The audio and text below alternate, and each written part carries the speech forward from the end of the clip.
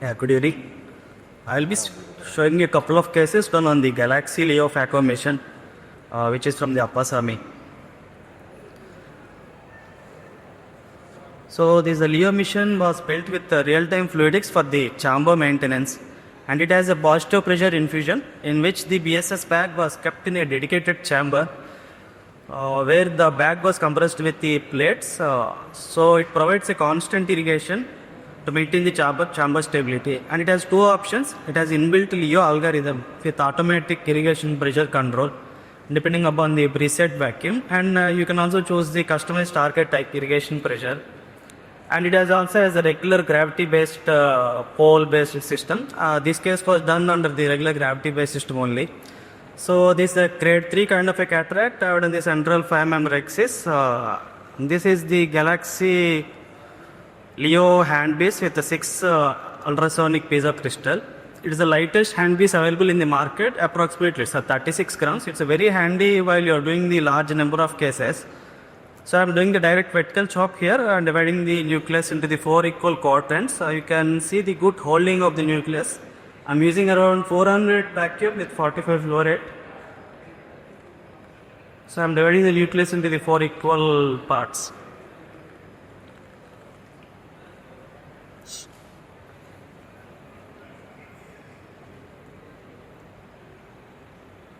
So throughout the case, you can observe the stability of the chamber iris thing.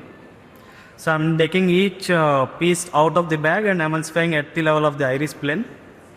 You can see the good followability. So for the last two pieces, I am staying at the center only for the 3mm safe zone, and with the good followability, the pieces are getting towards the Phaco tip.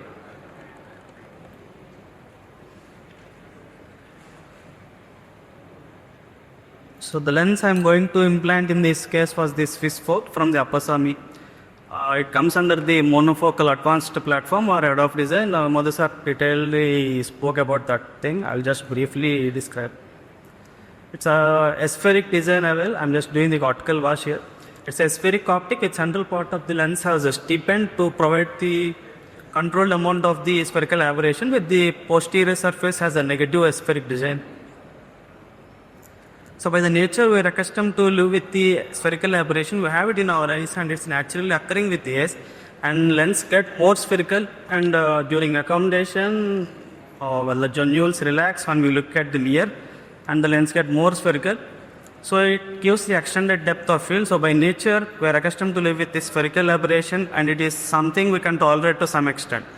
So what they have done is they increase this power at the center, so they made the lens a bit steeper in the center. While the light passes through the lens, the central rays will be falling near, and the peripheral rays will be falling farther away on the fovea, ending up with having a blur circle or circle of least confusion, resulting in the extended depth of it. Is this Phob IOL.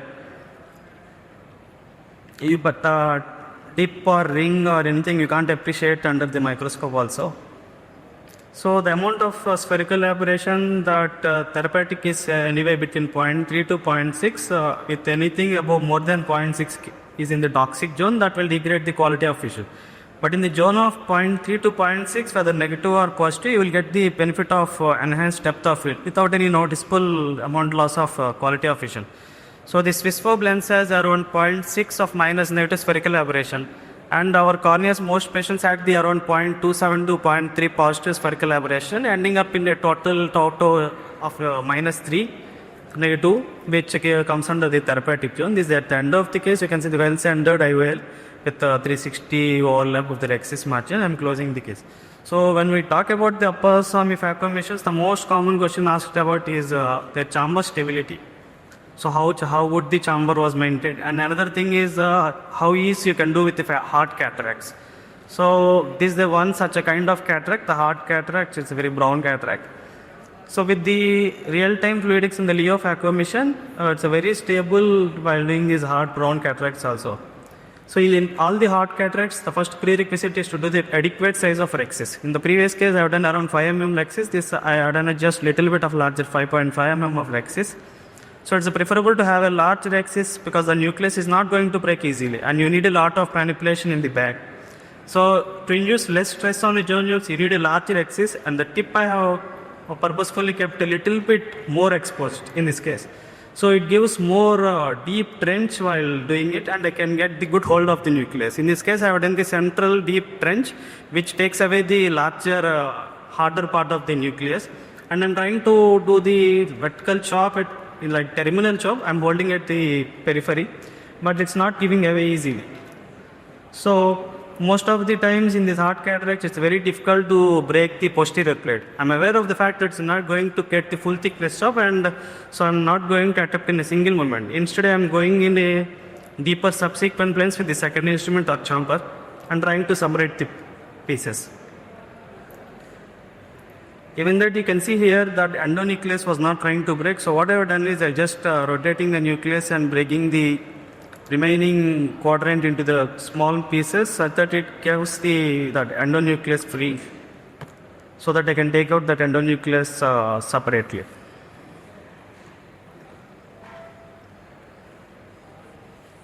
So now the endonucleus got separated. I am just taking out that endonucleus first.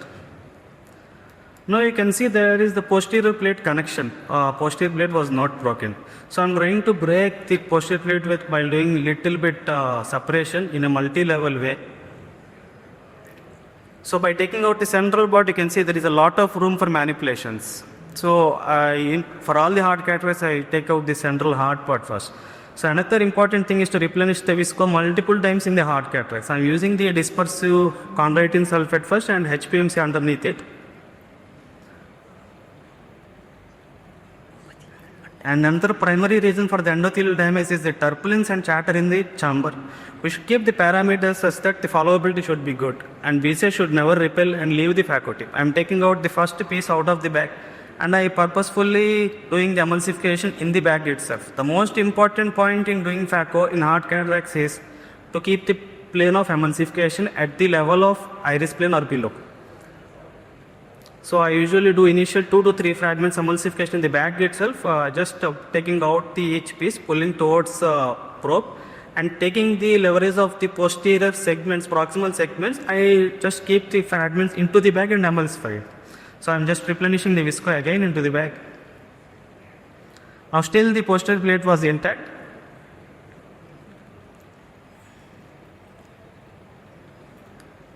So it is not the total amount of Phaco power that causes the corneal edema or corneal damage. It's just the plane of emulsification and how good you are using the visco in the hard cataracts especially. So the most important point to remember is the plane of emulsification should be at the iris plane. So here you can see the posterior plate was not broken. So what I have done is I just take out one fragment and I just start emulsifying through that fragment into the posterior plate, just breaking the posterior plate. And just simultaneously emulsifying the fragment and just lifting up the posterior plate and broke. So now the posterior plate was given away. So now the fragments were divided into 3 fragments, and I purposefully kept all the 3 fragments into the bag and taking out each fragment at a time. So throughout the procedure you can see the chamber was very stable. So I'm using the Phaco power only when the dip is occluded, and if we use the excessive energy, the small fragments can be generated and they can thrust away from the probe, and there is always a risk of flying and hit the endothelium. So whenever if you get the small fragments, should be taken out fast. So while taking out the last piece, you need to be a bit slow. I'm using the power in a very controlled way for the last piece. See here I don't want any turbulence and lens fragment flying around and hitting the cornea. So I just control with the foot pedal, and I'm using a linear mode. I use the 450 vacuum and 40 flow rate for this case, approximately 45% of the power. So the most important point to remember is I use good viscoelastic, and the plane of emulsification should be at the iris level and multiple times of replenishment of the visco. So coming to the Phaco system, they have come with another good thing is orbital cool technique. So what they have done is they have keep the Phaco 3 part divided into the multiple zones, 4 equal parts. It enables the surgeon to manage the cutting power and efficiency to meet their individual preferences. So you can customize your foot pedal into the how much power you can get in the incremental way or decremental way. So they have divided the Phaco 3 part into the four zones. So each zone we can customize how power, you can customize the duty cycle and how much power you want to use.